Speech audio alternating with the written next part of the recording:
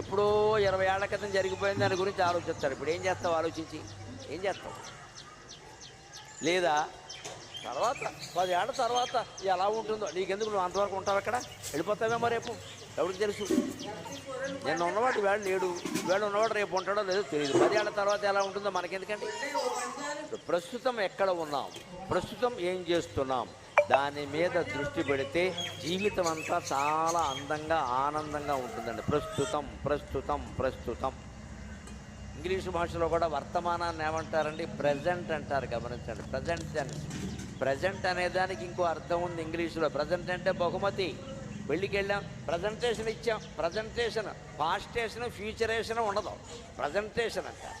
Present అంటే వర్తమానం, present అంటే బహుమతి ఇంగ్లీషులో. ఎందుకండి? వర్తమాన కాలమే నీకు భగవంతుడిచ్చిన బహుమతి. దాన్ని వాడుకో, దాన్ని వాడుకో.